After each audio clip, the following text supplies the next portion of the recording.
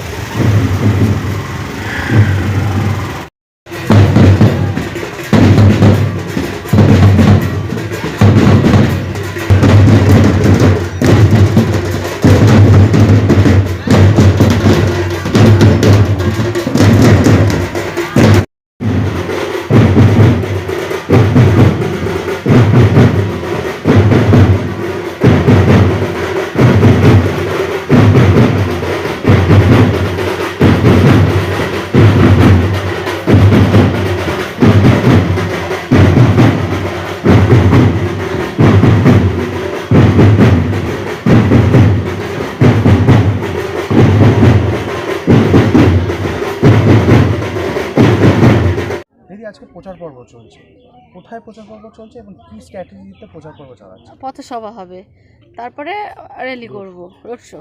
মানুষের কাছে তো পৌঁছচ্ছেন। হ্যাঁ। মূলত যে আপনি আগামী দিনে যদি জনপ্রতিনিধি হন তাহলে কোন কাজটা সবার আগে করবেন বলে ঠিক করেছেন? আমার যেটা মাথায় আছে, শিক্ষাটা যেটা মানে আমাদের এই পশ্চিমবাংলা থেকে বা ভারতবর্ষ থেকে পুরো উধাও হয়ে যাচ্ছে।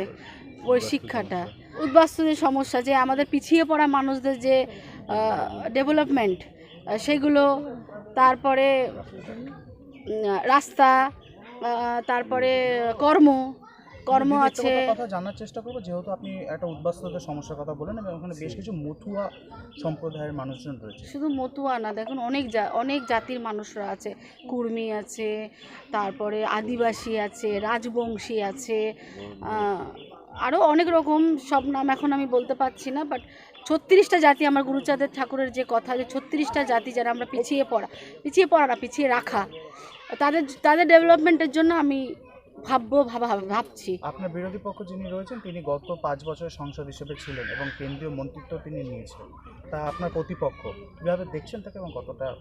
তাকে তো প্রতিপক্ষভাবে দেখছিই না। বলছে 500টা ভোটও আপনি পাবেন না, কি বলবেন? প্রথম কথা হচ্ছে তার বুথে সে জিতে দেখাক, আর তার পরিবার থেকে তাকে কটা ভোট দেয় সেটা আগে সে দেখুক। যিনি রিসেন্ট দেখা যাচ্ছে যে একটা ব্যানার পড়ছে যে আজই এনআরসি কালকে সিএ হলে, কিভাবে নিচ্ছেন ব্যানারটা? এটা নিয়ে তো আমরা যুদ্ধ আজকে মনে হয় প্রায় 6 মাস ধরে চালিয়ে যাচ্ছি, যবে থেকে ওরা স্টার্ট করেছে। শর্ত দ্বারা নাগরিকত্ব দেবে, যেটা আমরা নিঃশর্ত নাগরিকত্ব চেয়েছিলাম। আমি নিজে এই কথাটা নিউজের কাছে আপনাদের কাছে বলেছি যে আমরা জেলে যেতে রাজি, যেহেতু আমরা পথ অবরোধ করেছিলাম, আমাদেরকে ধুমকি মিলে ছিল যে আমরা থানায়ও ঢুকে যেতে পারি, আমাদের জেলেও ঢোকাতে হতে পারে। তা আমি বলেছিলাম পার্সোনালি যে আমরা জেলে যেতে রাজি, কিন্তু আমরা ডিটেনশন ক্যাম্পে যেতে রাজি না। এই জন্য আমরা নিঃশর্ত নাগরিকত্ব চাই। আর আমি আজকে যদি মানুষ আমাকে সেই জায়গাতে নিয়ে দাঁড় করায়, তাহলে যেটা মানুষ চেয়েছিল সেটাই আমি তাদের দেওয়ার চেষ্টা করব।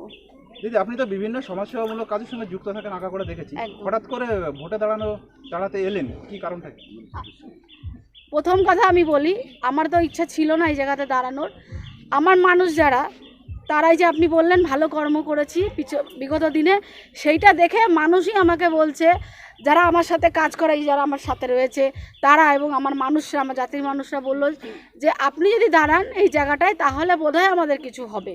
তার জন্যই তারা আমাকে দাঁড় করিয়েছে। আর আমাদের গুরুচাঁদ ঠাকুরের কথা যে স্বতন্ত্র থাকতে হবে আর রাজশক্তি পেতে হবে, রাজশক্তি না পেলে আমাদের নিজস্ব কিছু তৈরি হবে না। সবাই তো আমাদের গুরুচাঁদ ঠাকুর যেটা বলে গেছিল যে আমাদের রাজশক্তি চাই, আমাদের রাজশক্তি বলেছিল, কিন্তু আমাদের যে মানুষগুলোকে আমরা দাঁড় করেছি তারা তো অন্য পার্টির দালালি করছে। হ্যাঁ, তাদেরকে দলদাসত্ব করছে, তাদের কৃতদাস হয়ে রয়েছে, তারা যেভাবে চালাচ্ছে সেভাবে চলছে। আমাদের কোনো দল তৈরি করেনি, আমাদের দল তৈরি করব আমরা, যেটা গুরুচাঁদ ঠাকুর চেয়েছিল। সাড়া পাচ্ছেন তো মানুষের মধ্যে? দেখুন, সত্যি কথা বলতে কি, সারাটা ভালোই পাচ্ছি। মানুষ বলছে যে আমরা তৃতীয় কিছু চাই।